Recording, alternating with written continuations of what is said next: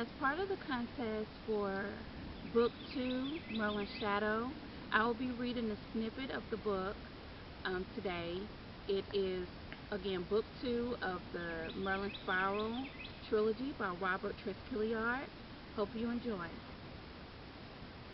After endless dreams of fire smoldering within the marrow of her bones, Ganeda awoke. The world was dark wherever she was, and it clutched at her with a virus-like grip, cold and breathless. She screamed for air and clawed upward. Buried. Someone had buried her.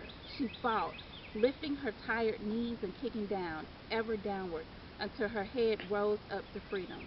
She sucked it in and found it to be salty and sick, but at least it was air.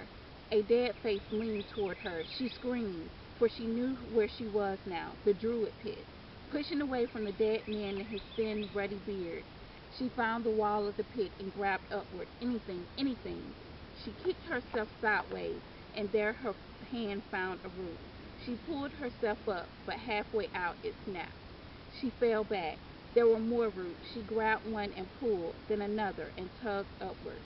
She lifted a leg onto the freezing ground, grabbed the trunk of the tree, and slid her whole body to the top.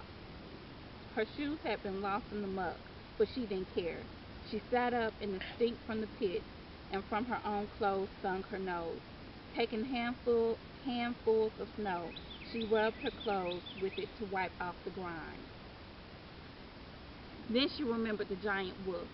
She whipped her head around but didn't see it. Where had it gone? The beast might come back, and then what would she do? Ganeda stood on shaky legs and ran off into the snowstorm that swirled and pulled at her cloak and hair. The thin trees ended, and she came out onto an open hillside. Where was her grandfather? And then she stumbled. Weariness had pulled her down, but she forced herself up and kept moving. Her legs felt so weak, she needed to rest somewhere out of the wind. Trees just ahead, a thick grove. She ducked under the leafless branches and picked her way forward. Before her, at the edge of a clearing, loomed up a massive stone. She trudged to it, leaned against it, and found its shelter kept the snow from blowing in her face.